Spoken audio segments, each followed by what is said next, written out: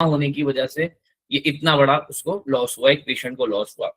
फिर अगर दूसरी चीज है कि अगर फार्मेसी की जो सप्लाई चेन है वो नहीं होगी तो उसका कॉस्ट इंक्रीज होगा। अब इंक्रीज कॉस्ट से मुराद बहुत सारी एग्जांपल्स हैं इसके अंदर, बहुत सारी एग्जांपल। एक रियल टाइम एग्जांपल देता हूँ क्योंकि मैंने आगा खान में काम किया है, तो मल्टीपल चीजें हैं, ये तलहा भी मेरे कुलीग ही रहे, मल्टीपल चीजें हमारे पास केस रिपोर्ट होते थे, रिपोर्ट होते हैं, अभी भी रिपोर्ट होते हैं। तो उसमें इंक्रीज कॉस्ट से रिलेटेड मैं आपको कहानी बताता हूँ, वो भी काउंटरफीट प्रोडक्ट से ही रिलेटेड है। तो एक मेरे बड़े करीबी जानने वाले थे, उनकी वालदा का ऑपरेशन, उसका डायबिटीज का जो है वो चेकअप वहां पे चल रहा था, और वो इंसुलिन लेते थे। इंसुलिन आता है ग्लार्जिन लेंटस के नाम से। उनकी जो डोज बढ़ते बढ़ते असर ना करने की वजह से 84 यूनिट्स पे चली गई थी। ठीक है, 84 यूनिट्स एचएस वो इंसुलिन की डोज ले रहे थे, अपनी वालदा को दे रहे थे। तो और उनका शुगर कंट्रोल नहीं हो रहा था। देन उन्होंने एंडोक्राइनोलॉजिस्ट को दिखाया और अगेन डॉक्टर ने थोड़ी सी डोज बढ़ा दी।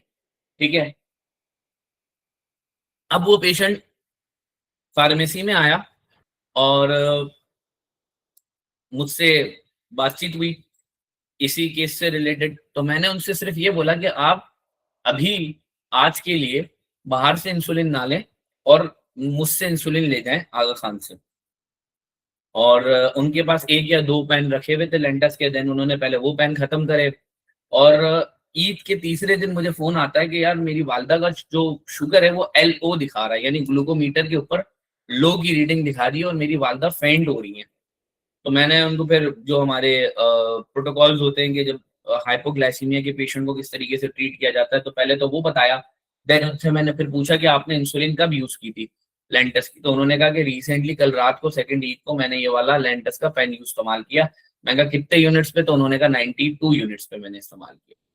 92 यूनिट्स लेंटस, जो एक पेन तकरीबन अगर आप समझ लो वो उस वक्त था 1300 रुपए का एक पेन।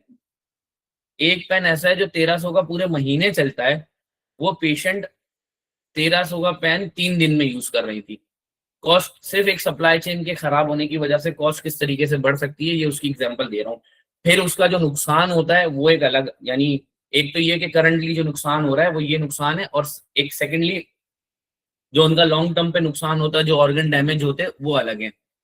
तो देन उसके बाद उनसे काउंसलिंग की गई, उनको बताया गया सारी चीजें। जब उन्होंने 2 से 3 दिन तो उनको इंसुलिन दिया ही नहीं, और उसके बाद जब इंसुलिन दिया तो उनकी डोज 8 यूनिट के ऊपर सेट हो गई कि अब से उनको सिर्फ 8 यूनिट्स लेना है। तो इसका मतलब ये कि वो किस तरीके से अगर सप्लाई चेन हमारी खराब हो और सप्लाई चेन हमारी प्रॉपर तरीके से काम ना करे फार्मेसी में, तो पेशेंट को किस हद तक नुकसान हो सकता है। अगर हम FMCGs की बात करें या हम कोई अदर इंडस्ट्री की बात करें, तो वहां पर फिर भी एक अंदेशा या एक नुकसान तो यही है ना कि पेशेंट के सिर्फ पैसा जाया हो रहा है कि उसको अच्छी प्रोडक्ट नहीं मिल रही, या उसका वो टाइम खराब हो गया। से फॉर सपोज अगर कोई बंदा मूवी देखने गया और मूवी अच्छी नहीं थी, ठीक है, तो उसका वो अमाउंट जो है वो वेस्ट हुआ है। लेकिन अगर हम बात करते हैं फील्ड फार्मेसी की, तो फार्मेसी के अंदर अल्टीमेटली जो नुकसान होगा वो हेल्थ का नुकसान होगा। पेशेंट के साथ सफरिंग्स हो सकती हैं, उनकी डेथ हो सकती है, और मल्टीपल बहुत सारी चीजें ऐसी हैं जो हो सकती हैं, जिनको हम आगे अभी थोड़ा सा चलते हुए डिस्कस करेंगे। तो उम्मीद करता हूं कि आप लोगों को इसके अंदर इंपॉर्टेंस पता लग गई होगी कि हमारी फार्मेसी की फील्ड के अंदर सप्लाई चेन की इंपॉर्टेंस क्या है। ठीक है, और हमने फोकस होकर देखना है। हम जब नॉर्मली फार्मेसीज में जाते हैं तो हम कभी भी ये नहीं पूछते किसी भी फार्मेसी से कि आप खरीदते कहाँ से हैं, हम ये पूछते हैं आप डिस्काउंट कितना देते हो। सबसे गलत कॉन्सेप्ट ये है कि आप डिस्काउंट कितना देते हो। डिस्काउंट पे बात नहीं करनी, और हमें लोगों को एजुकेट करना है कि डिस्काउंट से ज्यादा आप मेडिसिन की ऑथेंटिसिटीज के ऊपर बात करें। आप कहाँ से खरीदते हैं, आप दुकानदार से जाकर पूछें कि आपकी मेडिसिन कहाँ से आती है, उनको थोड़ा सा ट्रेस करें। ज्यादातर लोगों का पता लग रहा होगा आपको कि उनकी सप्लाई चेन है वही नहीं है, या तो सप्लाई चेन है ही नहीं, या तो एक या दो लोगों के ऊपर डिपेंड कर रही है सप्लाई चेन। तो जहां डिपार्टमेंट्स नहीं होते सप्लाई चेन के, वहां पर्सनल इंटरेस्ट आ जाते हैं, और कंपनीज फिर क्या क्या करती हैं सिर्फ प्रोडक्ट सेल करवाने के लिए। उसका शायद तलहा बेहतर जानता होगा क्योंकि वो थोड़ा फील्ड में है और मुझसे मुझे भी पता है कि क्या मामला होते हैं, किस तरीके से लोगों को जो है वो ब्राइब किया जाता है कि आप अपने स्टोर पे ये दवा रख लें, ये रख लें, वो रख लें, ये मेडिसिन चला दें, डॉक्टर से जाके बात की जाती है। तो वो फिर एक एक अलमिया है, एक बहुत बड़ा मतलब एक गैप कह लो आप फार्मेसी की फील्ड के अंदर। लेकिन हमारा राइट ये है as a customer, as a consumer, हमें लोगों को भी एजुकेट करना है इस चीज के ऊपर, उनके राइट्स के ऊपर, कि आप जाकर मेडिकल स्टोर्स या फार्मेसी से जहां से अपनी अद्वियात खरीदते हैं, तो वहां से उनसे पहले उनके सप्लाई चेन के हवाले से कुछ चीजें पूछें। उनसे पूछें उनका अगर फ्रिज लगा हुआ है तो वो कहाँ है, उनका टेम्परेचर कैसे कंट्रोल हो रहा है, उनकी फार्मेसी के अंदर अगर अद्वियात आ रही है तो वो अद्वियात कहाँ से खरीदते हैं वो लोग, फार्मासिस्ट मौजूद है कि नहीं है। ये सारी चीजें हमारे बेसिक राइट नहीं, हमें पूछने चाहिए। अलमिया यही है कि हम भी नहीं पूछ पाते और वहां पर भी बिल्कुल ही माल प्रैक्टिसेस चल रही हैं, बस लोग बेच रहे हैं दवाएं। तो एक बेसिकली अब हम क्वेश्चन था अगर मेरा सप्लाई मैं। चेन को समझना चाहते हैं, अच्छा यहाँ पर अगर किसी का कोई क्वेश्चन हो तो वो मैं क्वेश्चन लेना चाह रहा हूँ। पहले हम सप्लाई चेन से रिलेटेड कुछ अगर क्वेश्चन ले लें, उसके बाद फिर मैं उसको उसी तरीके से। सर मेरा क्वेश्चन है, जी जी बोलें। जैसे हमारे पास बिग हॉस्पिटल में तो आप सप्लाई चेन को मैनेज कर लेंगे ना, थोड़ा सा लेकिन आवाज तेज करेंगी जरा। जी एक मिनट, बिग सेटअप के अंदर अब क्लियर है? जी जी बोलें। बिग सेटअप के अंदर तो आप सप्लाई चेन को ट्रेस कर लेंगे, लेकिन हमारे पास फॉर एग्जांपल अगर आप खुद कोई एक स्मॉल रिटेल सेटअप जो है उसको हम्म, रन कर रहे हो, तो उसके अंदर सप्लाई चेन मेनली डिस्ट्रीब्यूटर पे डिपेंड करती है। तो सही अगर है। वो जो डिस्ट्रीब्यूटर है वो अगर हमें वहाँ से कोई काउंटरफीट प्रोडक्ट सप्लाई कर रहा है, तो हम उसको कैसे इंश्योर कर सकते हैं कि इधर वो ऑथेंटिक है या नहीं है? Good question. अच्छा, मजे की बात बताता हूँ। आपने जो बोला ना कि आप बड़े इदारों को वो नहीं कर सकते, कर सकते हैं आप इजीली, लेकिन छोटे इदारों, मैं बोलूँ छोटे इदारों को आप आसानी से कर सकते हैं। ठीक है, उनको ट्रेस कर सकते हैं, उनके लिए ज्यादा आसान होता है।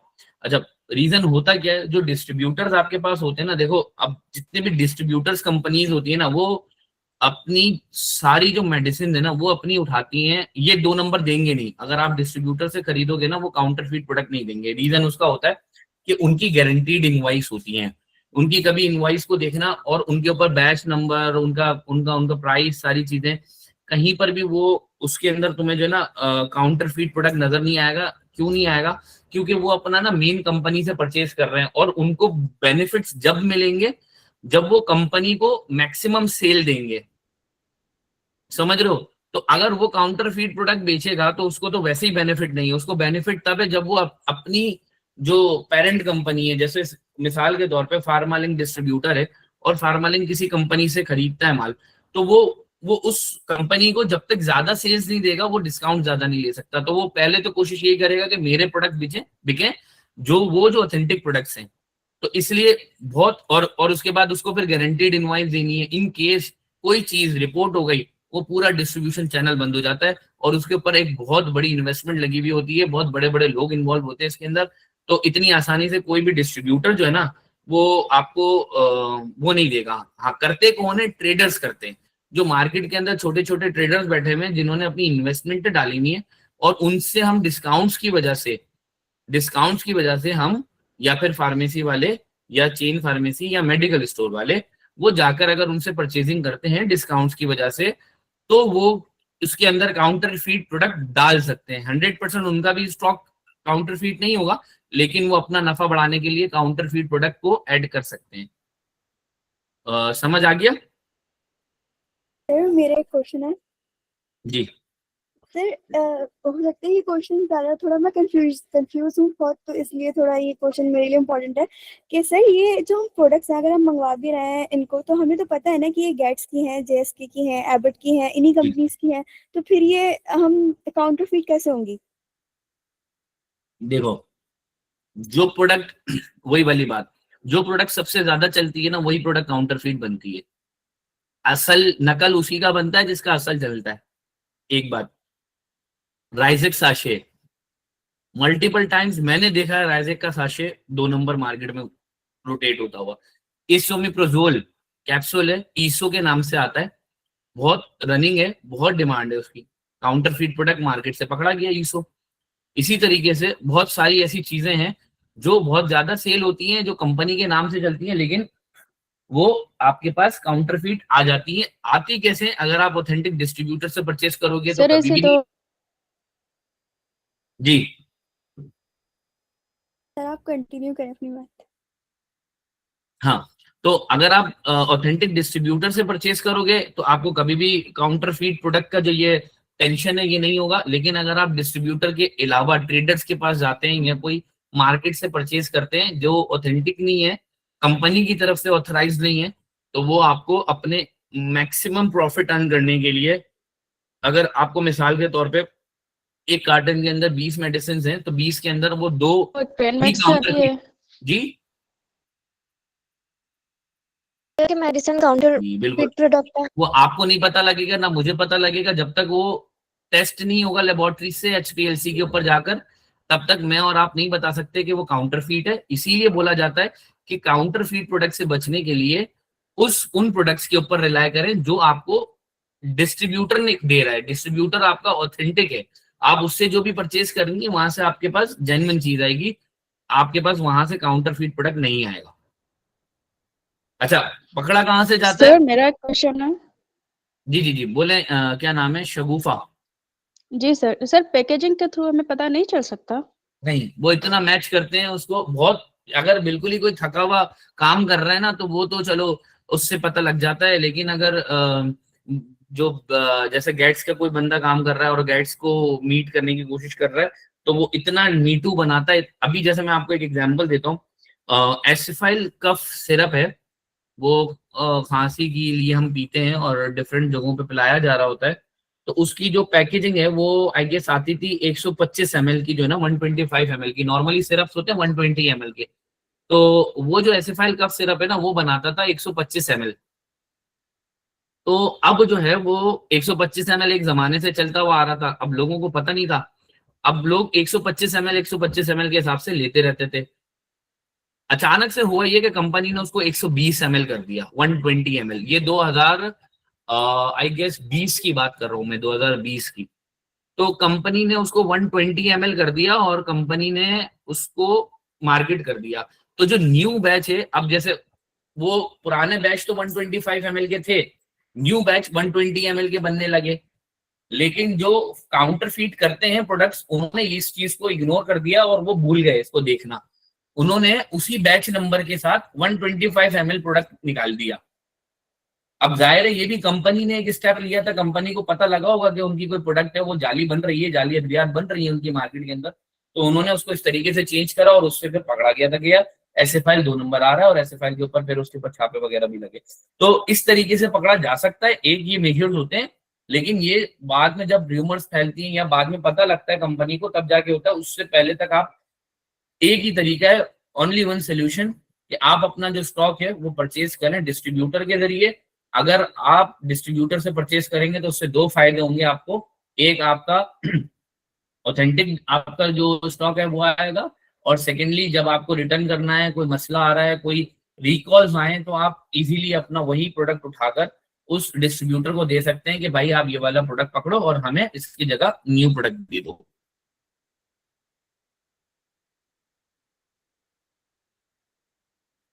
ठीक है?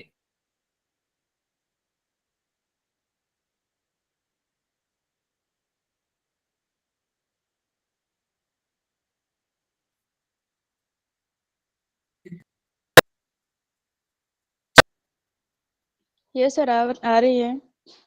Yes sir. चलो ठीक है। अच्छा, तो अब हम ड्राइवर्स पढ़ते हैं सप्लाई चेन के। अब ये समझ आ गया हमें कि सप्लाई चेन क्यों इंपॉर्टेंट है और क्यों जरूरी है।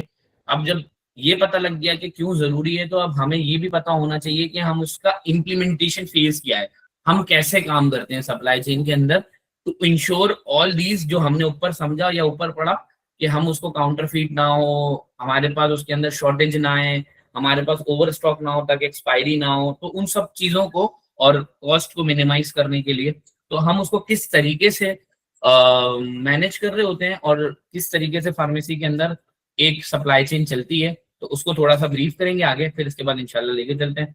अच्छा, ड्राइवर्स होते हैं आपके बेसिकली इन्वेंट्री या उनकी जो रिक्वायरमेंट्स उनकी उन अच्छा इंफॉर्मेशन कैसे ड्राइवर होती है। अब जैसे आज मिसाल के तौर पे सर्दियों का सीजन चल रहा है, तो ये सर्दियों के सीजन के अंदर मेरे पास कौन सी कंपनी ने कौन से प्रोडक्ट लॉन्च किए हैं, उनकी क्या सेल है मार्केट में, उसका क्या है, उसका जो है वो रुझान है, क्या लोग उसको ले रहे हैं नहीं ले रहे हैं। फिर रिसर्चेस के न्यू रिसर्च क्या की, जैसे मिसाल के तौर पे आईवी लीव जब इंट्रोड्यूस हुआ था तो पता लगा था कि वो प्रेगनेंसी और लैक्टेटिंग मदर्स के अंदर भी वो सेफ है। तो ऐसा कफ सिरप ढूंढना बड़ा मुश्किल था जो इस तरह का इस कंडीशंस के अंदर भी जो ना लाए कर रहा हो, बच्चों को हो बूढ़ों को हो। तो वो आईवी लीव का जब कफ सिरप आया तो फिर वो हर कंपनी ने उसके ऊपर काम करना शुरू करा और आईवी लीव सिरप बनाने शुरू करे। तो ये जो इन्फॉर्मेशन होती है ना, ये मार्केट से, फील्ड से, लोगों से पता लगता है। ये एक ड्राइवर है सप्लाई चेन का। जितनी ज्यादा अच्छी आपकी इन्फॉर्मेशन होगी, आपका सप्लाई चेन उतना एफिशिएंट होगा। इन्वेंट्री की जो रिक्वायरमेंट्स हैं वो बेसिकली इन्वेंट्री की कैलकुलेशन है, वो आगे मैं आपको बताऊंगा किस तरीके से करते हैं। जितनी अच्छे तरीके से आप कैलकुलेशन करोगे, ये ड्राइवर आपको उतनी ही मदद करेगा आपके सप्लाई चेन को एफिशिएंटली जो है वो रोल प्ले करने में in the field of pharmacy.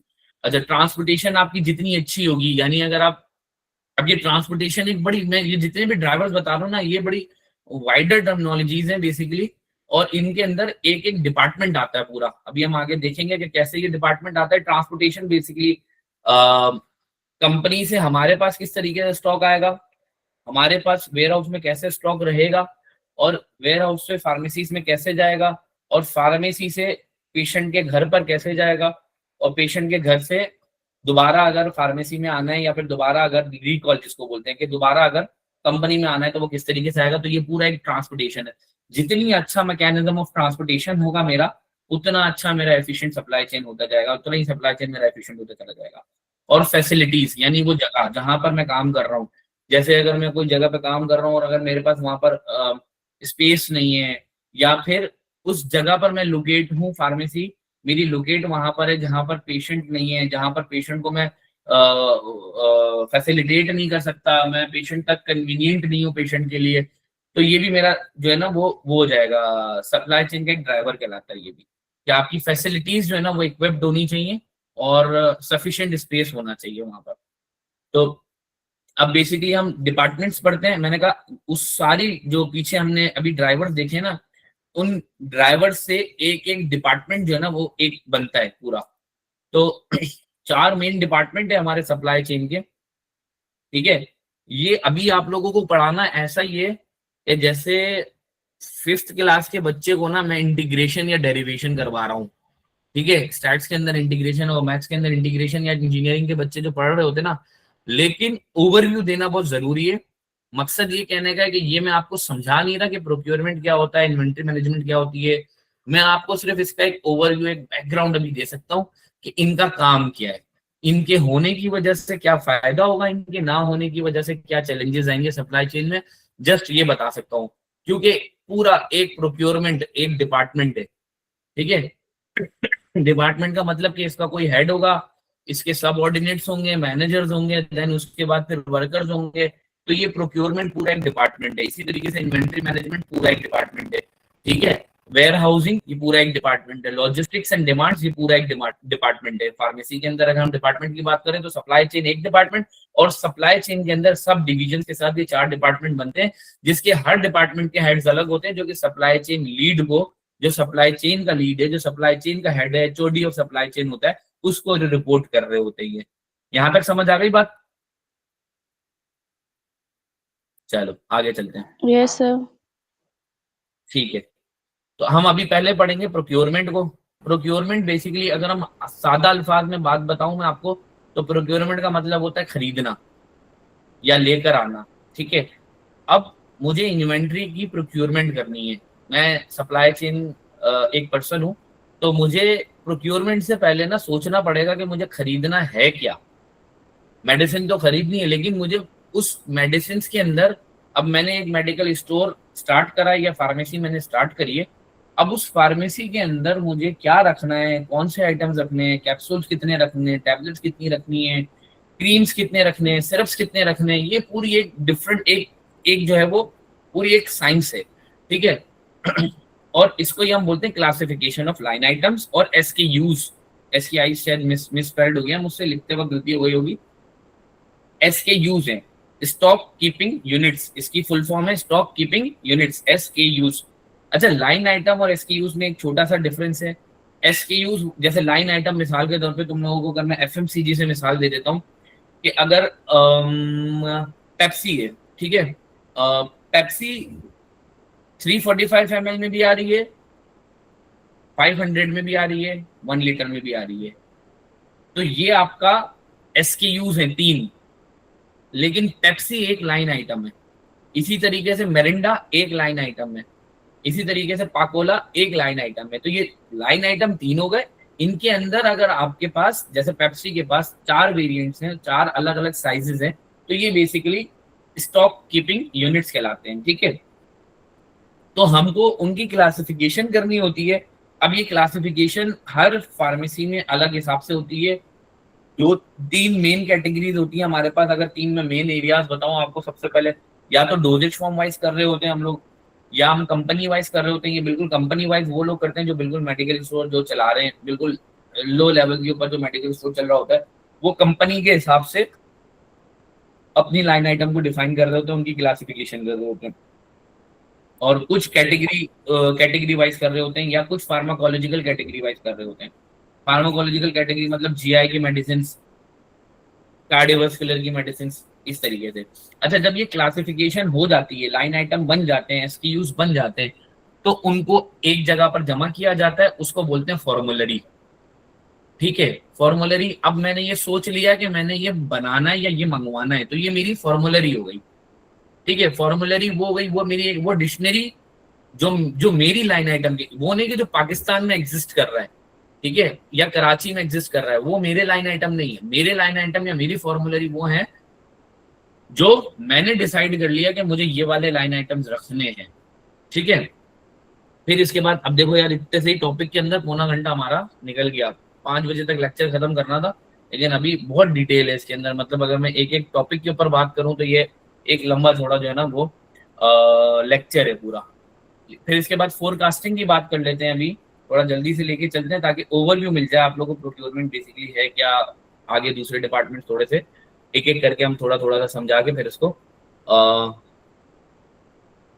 ठीक है। अच्छा, फोरकास्ट बेसिकली जो होती है, अब हम वो फॉर्मुलरी तो मैंने बना ली, अब मुझे उस फॉर्मुलरी को कितना मंगाना है, ठीक है। मैंने उस फॉर्मुलरी को कितना मंगाना है, कितना रखना है, कितने स्टॉक्स मैंने रखने हैं इसके, मैंने ए जो SKU है मेरा उसके कितने स्टॉक्स रखने हैं, B SKU के कितने स्टॉक्स रखने हैं, इसको बोलते हैं फोरकास्ट, ठीक है। फोरकास्ट करना, मैंने इतने अमाउंट की वैल्यू की, मैंने इतने अमाउंट की फॉर्मुलरी रखनी है। जैसे मिसाल के तौर पे एक मैं फार्मेसी ओपन कर रहा हूँ, तो मैं अगर दिमाग में बिठाता हूँ कि मैं 30 लाख रुपए की इन्वेंट्री रखता हूँ,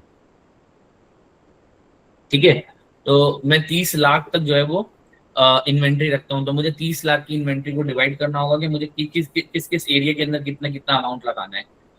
डी होता है प्रोक्योरमेंट मेथड्स, ठीक है। बेसिकली प्रोक्योरमेंट मेथड्स जो हमारे होते हैं, ये प्रोक्योरमेंट ऑफिसर जो होता है ना, उसकी रिस्पॉन्सिबिलिटी होती है कि वो पहले वेंडर की सिलेक्शन करे और उसकी प्राइसिंग को एवेल्युएट करे।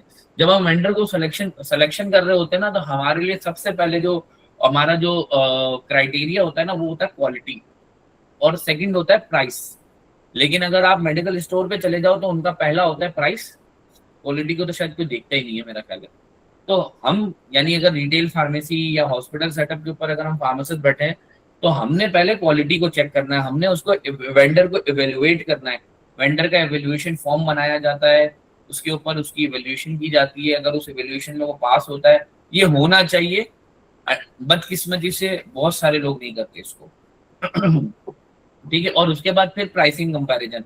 से फॉर सपोज मेरे पास A B C और D 4 वेंडर्स थे, 4 में से मेरे पास एक वेंडर है, 2 वेंडर ऐसे थे जिनके A और C, उनका क्वालिटी जो है वो बेहतर है, उनकी सबसे क्वालिटी इन चारों में से 2 की बेहतर है। अब मैं A और C में से प्राइसिंग को कंपेयर करूंगा, जो प्राइसिंग में बेहतर होगा मैं उसको अपने पास प्रोक्योर कर लूंगा, ठीक है। ये बहुत बेसिक सा बता रहा हूँ मैं, इसमें है बहुत डिटेल्स, लेकिन अभी फिलहाल आप लोगों के लिए इतना समझ लेना भी काफी है। अच्छा, इन्वेंट्री को मैनेज करना है।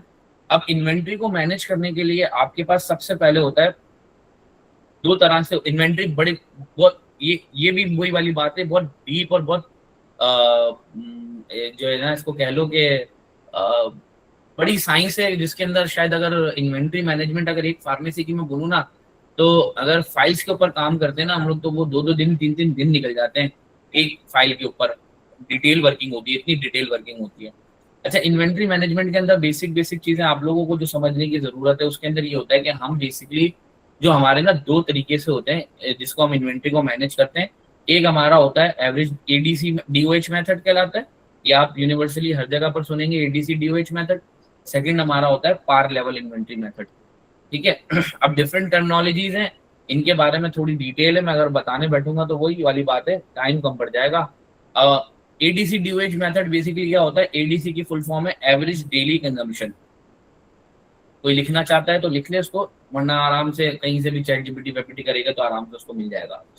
अच्छा, और डीओएच का मतलब है days on hand, days on hand.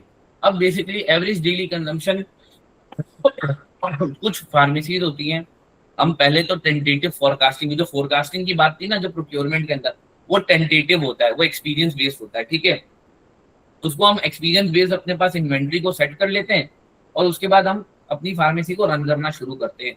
तो सप्लाई चेन ऑफिसर के अंदर एक होता है इन्वेंट्री मैनेजर, पहला था प्रोक्योरमेंट वाला, दूसरा आ गया इन्वेंट्री मैनेजर। ठीक है, अब इन्वेंट्री मैनेजर बेसिकली करता क्या है, इन्वेंट्री मैनेजर बेसिकली करता ये है, 2 मिनट दिएगा मुझे कॉल आ रही है।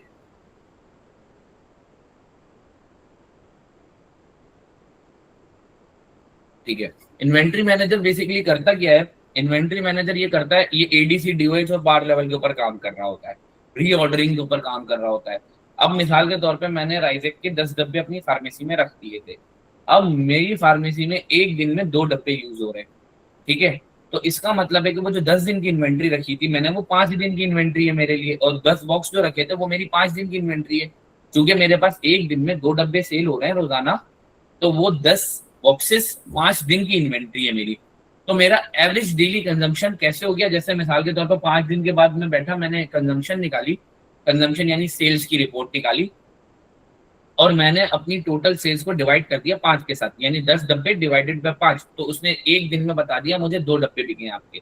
तो एवरेज डेली कंजम्पशन मेरे 2 बॉक्सेस हो गए। अगर उसका 21 का पैक साइज है तो 42 टैबलेट हो गई या 42 कैप्सूल हो गए। तो एवरेज डेली कंजम्पशन मैंने इस तरीके से निकाल दी। अब मिसाल के तौर पर डेज ऑन हैंड, यानी अभी मेरे पास कितना रखा हुआ है। अब मिसाल के तौर पे मैंने 10 नहीं मंगाए थे, मैंने 20 मंगाए थे, और 5 दिन के बाद 10 चले गए, तो पीछे कितने दिन की इन्वेंट्री रह गई, 5 दिन की इन्वेंट्री रह गई। तो ये अभी दिखने में तो बहुत आसान लग रहा है, लेकिन जब हम एक्सेल के ऊपर करने बैठते हैं तो उस वक्त भी आसानी हो जाता है, लेकिन ये एक आइटम के ऊपर नहीं होता, एक साथ 1400, 1500, 1600, ये तो नॉर्मल फार्मेसी के नंबर्स हैं कि इनकी इन्वेंट्री है, यानी लाइन आइटम आपके 1500, 1600 लाइन आइटम होते हैं। तो उसके आप जब एवरेज डेली कंजम्पशन और डेज ऑन हैंड निकालते हो एक आइटम के ऊपर, तो बहुत आसानी से समझ आ जाएगा आपको कि अगर एक डब्बे के इतने तो इतने और बाकी मुझे कितने मंगाने। लेकिन अगर मैं एक एक आइटम करने बैठूंगा, 1400 आइटम है, तो मैं 4 दिन तक तो ये सोचता रहूंगा कि मुझे इन्वेंट्री कितनी मंगवानी है और मैं ऑर्डर कब करूंगा, और जब ऑर्डर करूंगा जब तक आएगा, क्योंकि वो डिस्ट्रीब्यूटर का भी लीड टाइम होता है, वो जब मेरे पास आएगा तब तक तो मुझे पेशेंट मेरी फार्मेसी बंद करके जा चुका होगा। तो मैंने अपने आप को एफिशिएंटली जो है ना प्रोएक्टिव रखना है इस चीज के अंदर। तो ये जो कैलकुलेशन होती है ना, ये आपको मदद देती है। एक ये तरीका होता है, दूसरा होता है पार लेवल इन्वेंट्री मेथड। अब पार लेवल इन्वेंट्री मेथड क्या भला है, वो ये है बेसिकली कि आपने हर चीज का पार लेवल सेट किया हुआ होता है। आपने बोला कि यार मैंने 20 डब्बे राइजेक के मंगा लिए, जैसे ये 10 पे जाएंगे ना, चाहे वो 5 दिन में जाए, चाहे 10 दिन में जाए, चाहे 15 दिन में जाए, मुझे उससे कंसर्न नहीं है। जहां ये 10 के नीचे जाएगा ना, सिस्टम ऑटोमेटिकली मुझे बोलेगा कि भाई आप ऑर्डर बना दो। ठीक है, अब ऑर्डर कितना बनता है, ये जो ऑर्डर बना दो ये रीऑर्डर पॉइंट है, सेकंड वाला। ठीक है, ये रीऑर्डर पॉइंट है, ये जो 10 डब्बे है ना मेरे, ये मेरा रीऑर्डर पॉइंट है। 10 से कम हुआ रीऑर्डर बन जाएगा। और रीऑर्डर क्वांटिटी कितने मुझे मजीद मंगाने हैं, मुझे 20 का लेवल सेट करना है, तो पार लेवल है 20, 10 है मेरा रीऑर्डर क्वांटिटी, और रीऑर्डर क्वांटिटी मेरी दोबारा 10 हो जाएगी, तो मैं पार लेवल पे चला जाऊंगा, 20 पे चला जाऊंगा। ठीक है, इसके अलावा लीड टाइम मैंने बता दिया आपको। ये लीड टाइम वो होता है जो डिस्ट्रीब्यूटर की तरफ से आने का टाइम होता है। तो हम हमेशा जब भी कैलकुलेशन करते हैं डिस्ट्रीब्यूटर वाइज, तो हम ये देख लेते हैं कि हमारे पास कितने दिन का इस डिस्ट्रीब्यूटर का स्टॉक होना चाहिए, क्योंकि ये मिसाल के तौर पे ये 3 दिन में स्टॉक देता है, और मेरे पास आज इन्वेंट्री ही 3 दिन की पड़ी है, तो मुझे सबसे पहले आज इसका जो है वो पीओ जनरेट कर देना चाहिए, परचेज ऑर्डर जनरेट कर देना चाहिए, ताकि मेरे पास इसकी सप्लाई आ जाए। अगर मैं आज इसका नहीं करूंगा, कल करता हूँ, तो एक दिन का जो गैप आएगा वो मेरी सेल भी लॉस होगी, पेशेंट भी मुझे सुनाकर जाएगा, या फिर पेशेंट में से खफा होकर चला जाएगा। तो वो क्या करेगा अल्टीमेटली, देखो अब ये सारी चीजें समझाने का मकसद क्या है, ये चीजें जब हम एफिशिएंटली करेंगे, तो हम अगर एक जगह पर अच्छी जगह पर खड़े हैं और अच्छे रेप्यूटेबल ऑर्गेनाइजेशन के अंदर हम काम कर रहे हैं, तो हमारा मकसद भी यही है कि यहाँ पर से मैक्सिमम पेशेंट हमसे दवाएं ले। क्योंकि वो जब बाहर से जाकर ले रहा है तो उसको नहीं पता, हमें नहीं पता कि वो क्या मेडिसिन ले रहा है। उसको उस वक्त दवा तो मिल जाएगी, लेकिन अल्टीमेटली लॉस वही वाली बात जो स्टार्ट में लेके चला गया, वो जो हमारा मकसद है वो खराब हो जाएगा। कि हमने उसको अगर अब मैं एफिशिएंटली काम कर रहा हूँ, लोग मुझ पर भरोसा करना भी मुझ पे शुरू कर देते हैं, ठीक है। लेकिन अब मेरे पास लोग आते हैं और बोलते हैं यार आप लोगों के पास मेडिसिन तो होती नहीं है, मैं अच्छे बुरे की क्या करूंगा, मतलब मुझे क्या जो है, पहले आप मेडिसिन तो दो मुझे, क्वालिटी और वो तो बाद में देखेंगे। तो इस तरीके से फिर पेशेंट जो है ना, दोबारा उसका ट्रस्ट जो है वो खराब होता है, और देन अगेन वो फिर जाता है उन्हीं मेडिकल स्टोर्स की तरफ और उनसे फिर वो परचेजिंग करता है। तो अल्टीमेटली लॉस भी है आपका और पेशेंट का भी लॉस है। तो हमने उसको बचाना है, तो हमने ये सारी कैलकुलेशंस पहले से रखनी है। लीड टाइम का हमें पता होना चाहिए, डिस्ट्रीब्यूटर का लीड टाइम क्या है, ताकि हम उसके हिसाब से अपना रीऑर्डर को बना लें, पहले से बना लें। 5 दिन अगर एक डिस्ट्रीब्यूटर लेता है, तो मुझे उसको 10 दिन पहले ही दोबारा ऑर्डर दे देना है कि 5 दिन में आएगा, फिर पीओ में फिर मैं अपने वेयर हाउस में रखूंगा, वेयर हाउस में उसको चेक करूंगा, चेक करके उसकी मैं जीआरएन बनाऊंगा, जीआरएन बना के अभी मैं आगे डॉक्यूमेंट्स भी बताता हूँ कि वेयर हाउसिंग के अंदर क्या क्या करूंगी। तो जीआरएन बनाऊंगा, देन जीआरएन बनाकर मैं उसको फार्मेसीज को दूंगा, उनके रीऑर्डर्स बनवाऊंगा, फिर उनके रीऑर्डर से उनको पूछवाऊंगा। तो 2 से 3 दिन मेरा लीड टाइम है, 3 दिन उनका उसका डिस्ट्रीब्यूटर का लीड टाइम है। तो मुझे ये सारी चीजें देखनी आनी है, मुझे से मुराद इन्वेंट्री मैनेजर को ये सारी चीजें देखनी है, ताकि मैं अपने लीड टाइम से पहले पहले उन मेडिसिन को फार्मेसी पे, स्टोर में नहीं, मेन स्टोर में नहीं, फार्मेसी में अपने जो स्टॉक है उसको अरेंज करवा सकूं। सेफ्टी स्टॉक बेसिकली एक टर्मिनोलॉजी है, ये उन मेडिसिन के लिए हम ज्यादा प्रेफर कर रहे होते हैं। वैसे तो सबका ही होना चाहिए सेफ्टी स्टॉक, कि जो मेडिसिन एसेंशियल मेडिसिन होती हैं, जो लाइफ सेविंग ड्रग्स होती हैं, उनका हमेशा पार लेवल से ऊपर स्टॉक रखा जाता है सेफ्टी स्टॉक के नाम से। उन स्टॉक को जो है ना रिप्लेनिश किया जाता है। मिसाल के तौर पर आपको पता है वो सिर्फ दवाएं ना महीने में 2 यूज होती है, लेकिन आपने फिर भी उसको 8 मंगा के रखी हुई है। आपको पता कोई ना कोई इमरजेंसी आएगी ना, तो वो 8 भी यूज होंगी। तो वो सेफ्टी स्टॉक है आपका। आप उस सेफ्टी स्टॉक में से 2 कंज्यूम करते हो फीफो से, यानी फर्स्ट इन फर्स्ट आउट, और फिर दोबारा 8 को रिप्लेनिश कर देते हो, फिर 8 में से 2 यूज करते हो और दोबारा 2 और मंगवा के उसमें रख देते हो। तो वो सेफ्टी स्टॉक को आप छेड़ते नहीं हो। इकोनॉमिक ऑर्डर क्वांटिटी EOQ, ये वही होता है, यानी आप कितनी जल्दी जो है वो ऑर्डर बना रहे हो। इकोनॉमिकली ये होता है कि आपके पास जितना ज्यादा टर्नओवर होगा, ये EOQ वो होता है कि जितना ज्यादा रोटेशन होगी, आपका डेड स्टॉक भी कम होगा, आपकी एक्सपायरी भी कम होगी, और आपके पास स्टॉक भी जल्दी जल्दी आता है। और एक्सपायरी की ट्रैकिंग करनी होती है, ये भी इन्वेंट्री मैनेजर का काम होता है कि वो एक्सपायरी को ट्रैक करे। इसके लिए बाकायदा पूरी पॉलिसीज बनी हुई होती है ऑर्गेनाइजेशन के अंदर, कब क्या कैसे कितनी एक्सपायरी वाला प्रोडक्ट हमने शेल्फ आउट करना है, कितनी एक्सपायरी वाला प्रोडक्ट हमने कंपनी को वापस करना है।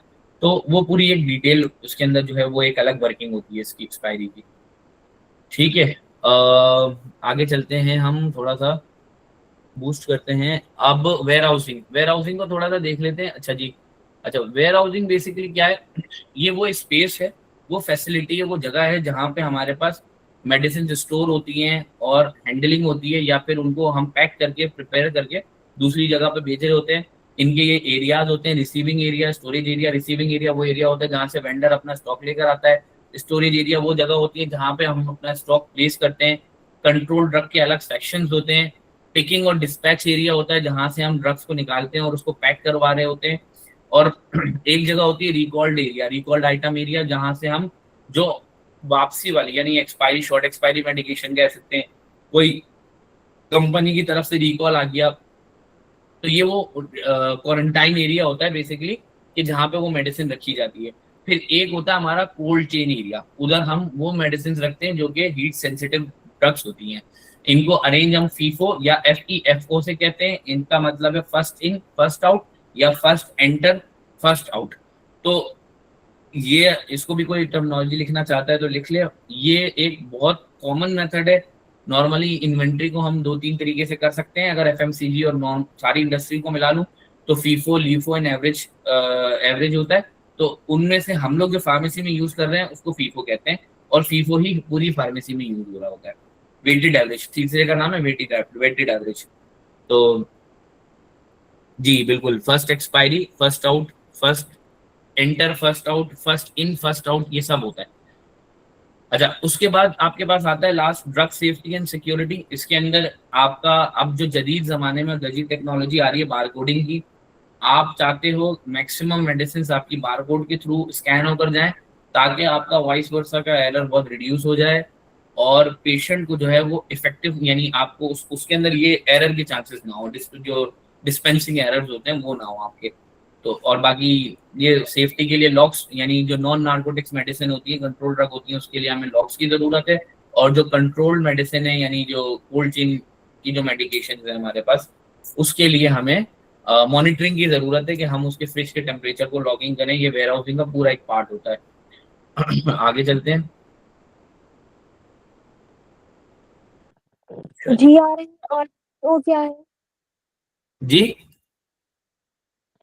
GRN क्या है? दोबारा बताइएगा। GRN। हाँ, GRN। अच्छा, ये मैंने इंपॉर्टेंट डॉक्यूमेंट्स के बारे में नहीं बताया आपको। अच्छा, इंपॉर्टेंट डॉक्यूमेंट्स बेसिकली मैंने बताया था कि वहां पर हम जब वेयर हाउस में होते हैं तो हमारे पास इंपॉर्टेंट डॉक्यूमेंट्स होते हैं। यानी एक कोटेशन होती है, ठीक है। कोटेशन वो चीज होती है जो वेंडर मुझे देता है किसी भी चीज के लिए। जब मैं रेट के लिए कोटेशन मांगता हूँ तो वेंडर मुझे कोटेशन देता है। उस कोटेशन की बेसिस के ऊपर मैं अपना परचेज ऑर्डर बनाता हूँ। मैं से मुराद जो हमारा प्रोक्योरमेंट ऑफिसर होगा वो परचेज ऑर्डर बनाएगा। उसके बाद एक और डॉक्यूमेंट होता है परचेज ऑर्डर के ऊपर, वेंडर हमें देता है परचेज इनवॉइस, ठीक है। इसमें से 2 डॉक्यूमेंट वेंडर हमें प्रोवाइड करता है, 2 हमारे होते हैं। कोटेशन और पीआई यानी परचेज इनवॉइस वो देगा वेंडर। अब पीओ मैंने बनाया, पीओ की बेसिस के ऊपर उसने स्टॉक के साथ एक परचेज की इनवॉइस भेजी जिसको हम बिल, रिसिप्ट सब कुछ बोल सकते हैं। और उस रिसिप्ट की बेसिस के ऊपर, परचेज इनवॉइस की बेसिस के ऊपर हमारा जो वेयर हाउस ऑफिसर है जो अपने स्टॉक को इन करता है वो बनाता है ग्रिन, GRN बोलते हैं उसको, गुड्स रिसीविंग नोट। इसकी फुल फॉर्म है गुड्स रिसीविंग नोट। तो ये गुड्स को जब रिसीव कर रहा होता है तो वो एक नोट बनाता है, वो एक पूरी शीट बनाता है, उसको बोलते हैं GRN। ये चारों डॉक्यूमेंट हमारे वेयर हाउस में हमेशा होने चाहिए और इन्हीं की बेसिस के ऊपर हमारी इन्वेंट्री को हम इन कर रहे होते हैं।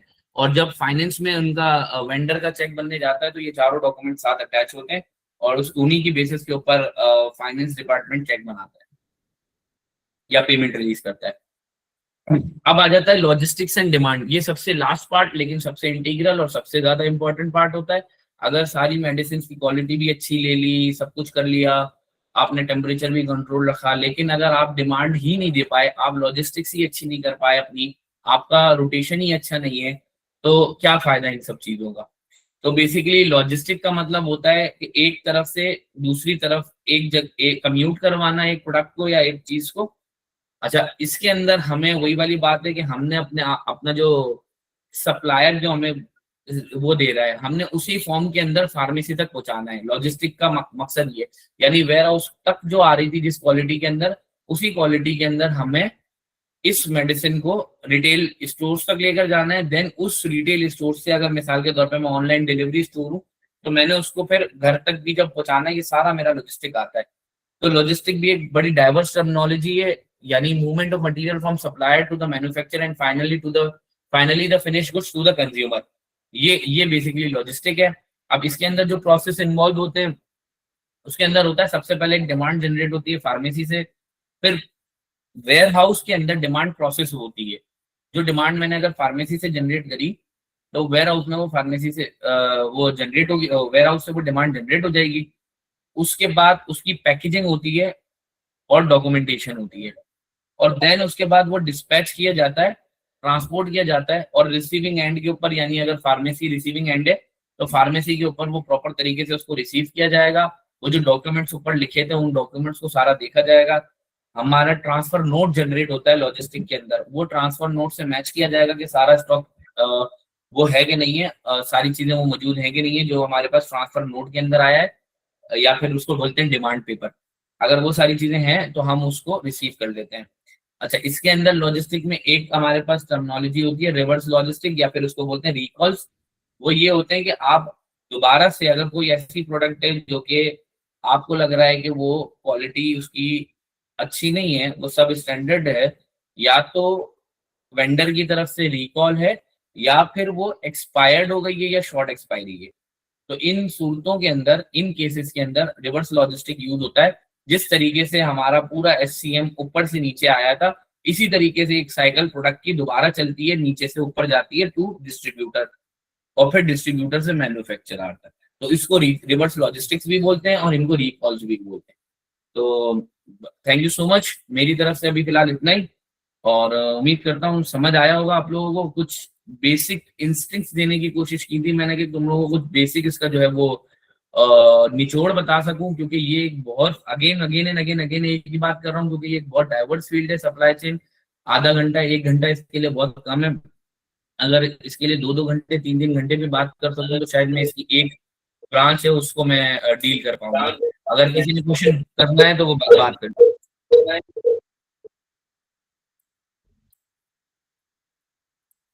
सर हम डायरेक्ट इंडस्ट्री या मैन्युफैक्चरिंग के लिए मंगवाते हैं और हम जी अभी आप बोले डायरेक्ट। जी। सर मैं कह रही हूँ कि हम डायरेक्ट इंडस्ट्री या मैन्युफैक्चर से के लिए मंगवाते हैं, हम डिस्ट्रीब्यूटर से कॉन्टेक्ट करते हैं। बहुत अच्छा सवाल किया है तुमने। इंडस्ट्री या मैन्युफैक्चरर जो होते हैं ना, जो कंपनीज होती हैं, दे वो भी सकती हैं, बिल्कुल दे सकती हैं। और जो स्मॉल स्केल इंडस्ट्रीज होती हैं वो नॉर्मली खुद ही सप्लाई कर रही होती हैं। लेकिन जब आपका बिजनेस ग्रो करता है तो वो जाहिर है डिस्ट्रीब्यूशन जो है ना, एक हेडेक है, एक अलग पूरी रिस्पॉन्सिबिलिटी है, जिसका बेसिकली डिपार्टमेंट बनाया गया था, लेकिन उसके बाद फिर वो डिस्ट्रीब्यूटर्स बिल्कुल आउटसोर्स कर दिए गए। यानी वो डिस्ट्रीब्यूशन एक अलग ही कंपनी है जो डिस्ट्रीब्यूशन देख रही है हमारी। अच्छा, डिस्ट्रीब्यूटर बेसिकली एक फार्मा को नहीं देख रहा होता, डिस्ट्रीब्यूटर के पास डिफरेंट फार्मा की सप्लाईज आ रही होती है और वो डिफरेंट जगहों पे सप्लाई कर रहा होता है। तो ये एक मतलब इतने छोटे मेडिकल स्टोर्स एरिया के अंदर या फार्मेसी मौजूद है कि जहां पर कंपनी अपने वेयरहाउस से खुद स्टॉक को रिमूव नहीं कर सकती, इतना मल्टीपल कम्यूट नहीं हो सकता। मैन्युफैक्चरिंग साइट कोरंगी के अंदर है तो उसको जाहिर है कोई ना कोई डिस्ट्रीब्यूटर एंड चाहिए। वो वहां से एक थर्ड पार्टी आती है, वो उनका स्टॉक पूरा लेकर जाती है, उनका हेडेक खत्म। वो लेकर जाएगी और वो अपने हिसाब से फिर डिस्ट्रीब्यूट करेगी। अगर कंपनी खुद करेगी तो उसकी कॉस्ट बहुत बढ़ जाती है, फिर उन लोगों को पूरा एक डिपार्टमेंट सेट करना पड़ता है इसके ऊपर। सर मेरा क्वेश्चन है जी चल। सर, आपने कहा कि मटेरियल के मूवमेंट सप्लायर से मैन्युफैक्चरर, ठीक है ना, और उसके बाद कंज्यूमर। तो सर कंज्यूमर तो लेता है, लेकिन बीच में मतलब जब मूवमेंट होती है तो उसके बीच में कोई चांसेस है कि मतलब उसमें छेड़छाड़ की जाए? क्योंकि सर काफी टाइम ऐसा हुआ है। बिल्कुल चांसेस है, देखो बिल्कुल चांसेस है। जो रूल्स एंड रेगुलेशंस बनाई जाती है ना, वो इसीलिए बनाई जाती है कि अगर आप उन पॉलिसीज को फॉलो करोगे ना तो चांसेस रिड्यूस हो सकते हैं, कभी भी खत्म नहीं हो सकते। कोई आप 100% श्योरिटी के साथ ये बात नहीं बोल सकता कि मैं जो है वो एरर फ्री काम कर रहा हूँ। एरर हर जगह हो सकते हैं। अच्छा, चांसेस को हमने रिड्यूस करना है और रिड्यूस करने के लिए जो तरीके बताए गए हैं वो यही ऊपर से लेके नीचे तक आ रहा है। कैसे हो सकता है? ऐसे मल्टीपल केसेस मौजूद हैं कि लोग फार्मेसी से मेडिसिन लेकर गए, परचेज करके गए, और वो लेकर जाने के बाद उन्होंने लिया और उसके बाद उसके अंदर शरारत करा, छेड़छाड़ करा, उसके अंदर प्रोडक्ट को उन्होंने काउंटर फीड बनाया या फिर उसके अंदर कुछ चीजों को मिक्स करा और देन उसको बोला कि यार ये मुझे नीड नहीं है, आप इसका रिफंड ले लें। फार्मेसी वालों ने उसका रिफंड ले लिया। इसीलिए रिफंड की भी पॉलिसीज मौजूद होती हैं ऑर्गेनाइजेशन के अंदर। सप्लाई चेन का एक बहुत यही पार्ट होता है कि वो इन सारी चीजों को देखे कि कहीं से भी कोई लूप होल निकल रहा है तो वो उसको वहां पर एक पॉलिसी बनाकर उस चीज को, उस लूप होल को खत्म करे। जब एक कस्टमर या कंज्यूमर ऑथेंटिक फार्मेसी से खरीदेगा और ऑथेंटिक फार्मेसी एक ऑथेंटिक डिस्ट्रीब्यूटर से खरीदेगी तो इसके चांसेस 99% रिड्यूस हो जाएंगे कि आपके पास कोई काउंटरफीट प्रोडक्ट है।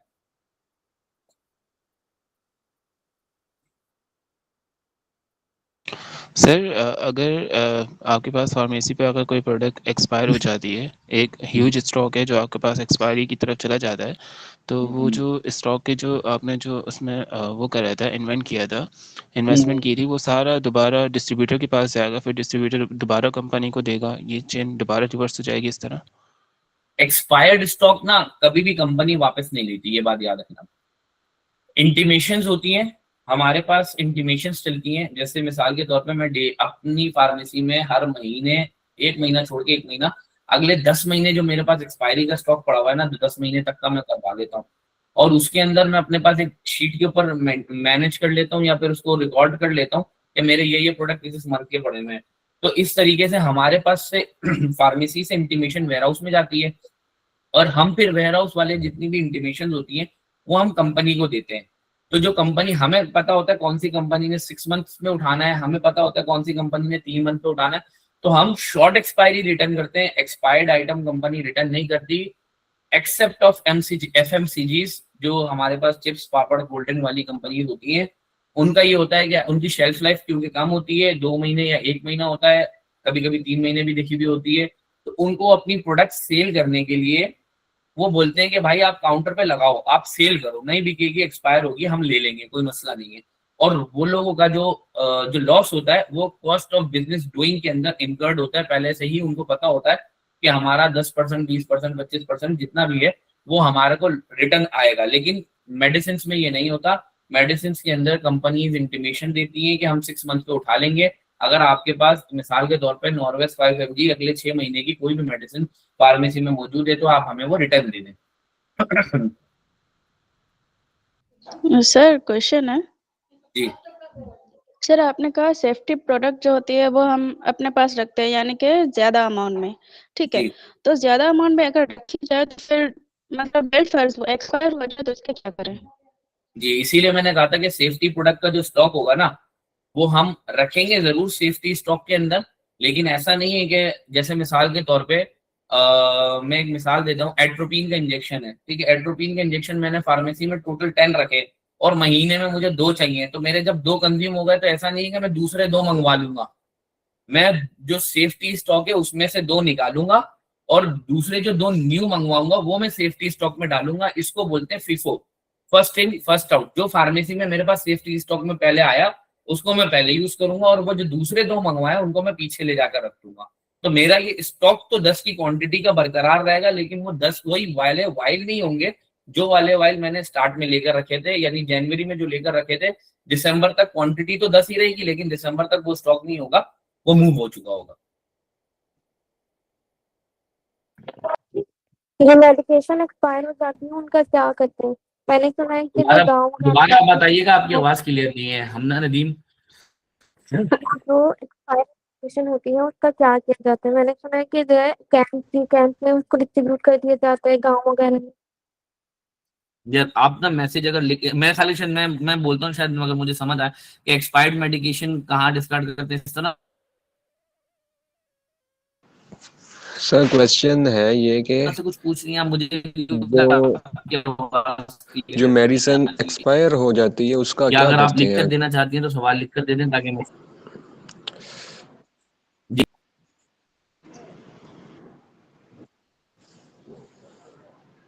का पूरा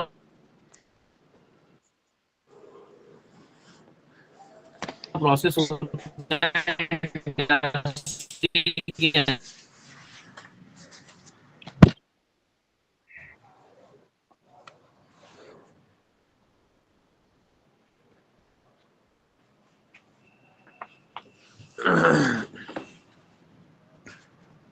हेलो जी स्टूडेंट, सबके सवाल कंप्लीट हो गए?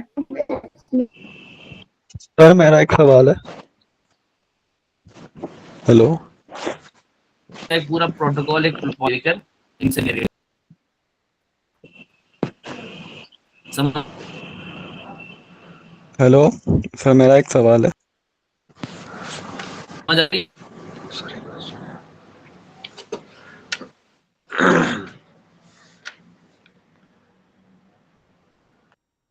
सर ये जो स्पेशलाइज्ड मेडिकेशंस होती है जो ज़्यादातर कम्युनिटी में यूज़ होती हैं, तो सर ये कितना मतलब हर मंथ इनका ऑर्डर लगता है या एक ही बार हम स्टॉक मंगवा लेते हैं इनका? ठीक है सर, ये तो काइंडली आप इसका जवाब दें।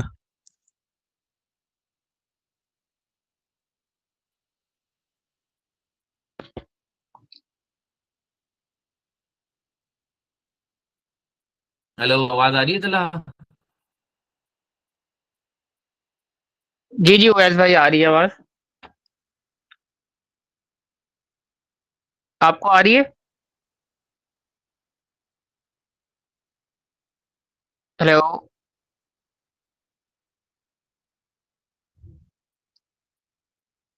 हेलो। हेलो। जी जी जी, जी आवाज आ जी रही है उवैस तला? भाई, आवाज आ। जी जी आ रही है। चलें अभी काफी तो सारे बताओ। हाँ, क्वेश्चन भी हो गए हैं।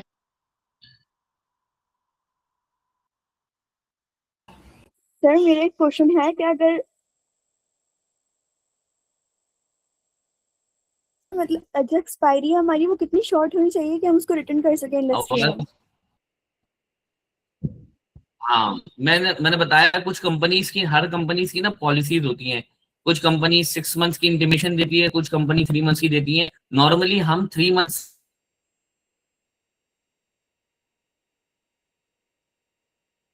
से अपनी सेफ्टी के लिए 3 महीने से कम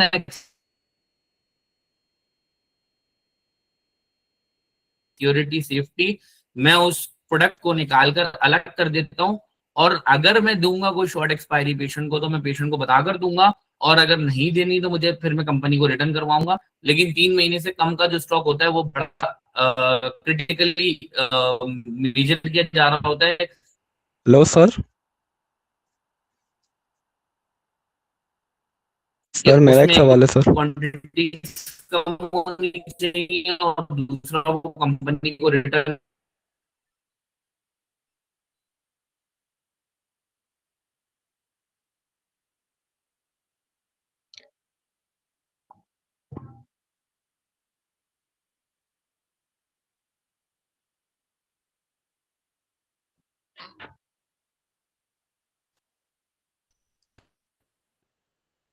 हेलो।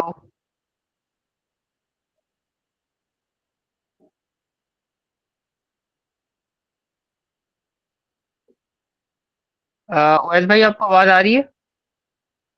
मैसेज पे भी रिप्लाई कर दूं? जी हाँ, आवाज आ रही है बिल्कुल। चलिए ठीक है, मैं कह रहा हूँ नेटवर्क के भी शायद कुछ इश्यू हो रहे हैं, तो हम लोग कंक्लूजन की तरफ चलते हैं सेशन के लिए। आ रही है।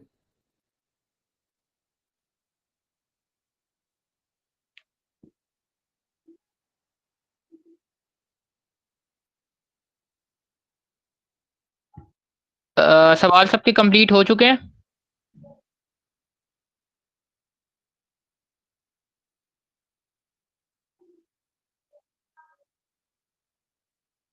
ठीक है, अच्छा चलें फिर उवैस भाई, on the behalf of NCCP हम आपका बहुत शुक्रगुजार हैं कि आपने हमें टाइम दिया और अपनी वैल्यूएबल इंसाइट और एक्सपर्टीज़ अपने बच्चों के साथ शेयर करी। और ये जिस तरीके से आपने रोल डिफ़ाइन करा है कम्युनिटी में कि किस तरीके से फार्मासिस्ट जो है वो सप्लाई चेन के ज़रिए इतने बड़े-बड़े एरर को बचा रहा है, तो मुझे नहीं लगता कि इससे बेहतर कोई डिफ़ाइन कर सकता था। And thank you for your time, effort और अपनी नॉलेज शेयर करने के लिए। और इंशाल्लाह मुझे उम्मीद है कि ये बच्चे अब ऑन साइट जाके इस चीज़ के ऊपर अमल भी करेंगे और जो आप सीखा है उसको प्रैक्टिकली भी अप्लाई करेंगे। Thank you again for the ठीक है।